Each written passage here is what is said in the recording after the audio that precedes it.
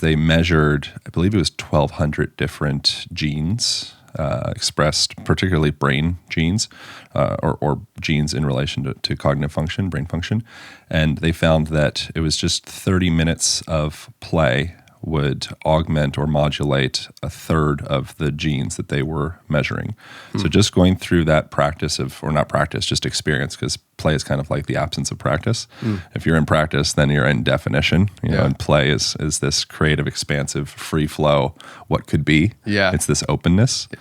Yeah. It causes yourself at a mental, emotional, spiritual, and genetic level to modulate and shift and change and open up to a new potential. And much of our life is very, defined by schedules. It's defined by linear, boxes. It's right angles. If you go, I just got back from Greece like 3 days ago. I'm still jet lagged. It was very cool. I went to the Hippocratic School of Medicine on the island of Kos, which is where my family is from. It was crazy. Sounds legit. It was very interesting. I got downloads. Yes. Yeah. And I'm a person that doesn't use terms like downloads. I'm like, bro, I'm getting downloads. It's happening. Downloads, uploads. Freaking downloads. But there, the Greeks were much more animistic and much more mythic and much more, worshiping of nature and worshiping of the gods and the weather and this like the deep embodied connection and relationship to the world beyond just the subject, the self. And one of the things that's interesting with the Greeks as well is they had their hospitals actually were placed beside theaters generally in most towns, most city centers.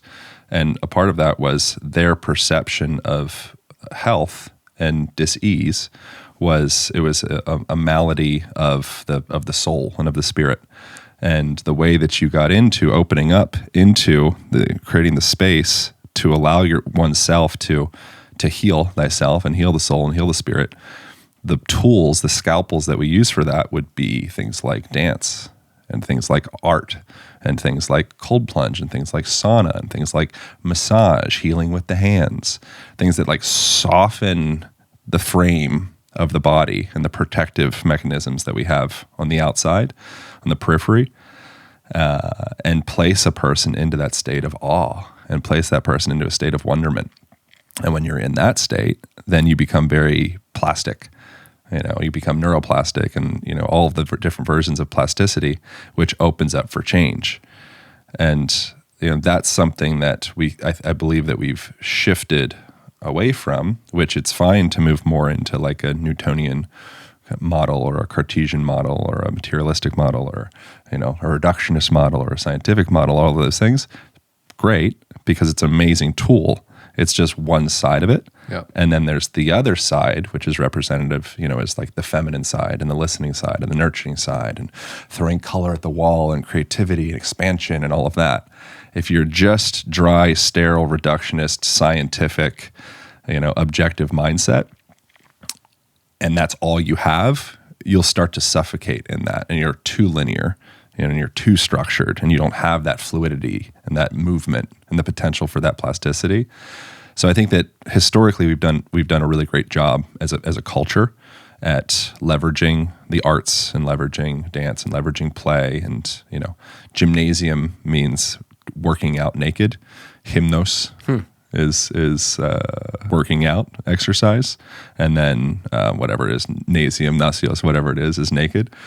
So just like liberating the body, getting out there and just freeing yourself and connecting with nature, and then we've kind of shifted away from that a little bit more. And now suddenly we live in a world where, we're surrounded by boxes. We're like continually contained within boxes. We're inside of a square room. We have a square box in the form of a cell phone in front of us. And we get in the square box in the form of the car.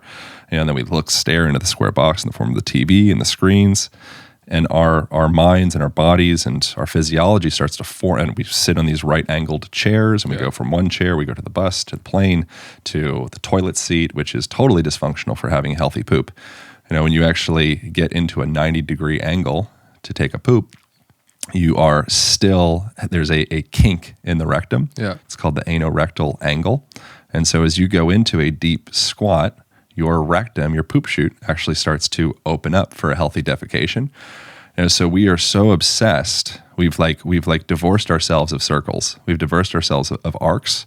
And I know with the type of training that you're enamored by, you're much more enamored by arcs. You find that to be quite valuable for you. It's because the body moves in arcs. Yeah.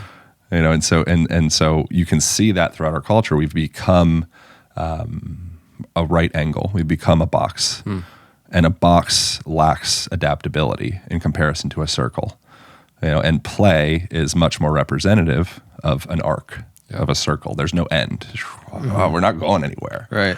Whereas the box is kind of like, okay, chapter 1. Okay, what's chapter 2? Okay, down. So I think play really opens up for much greater levels of change and adaptability and imagination and potentiality with the person.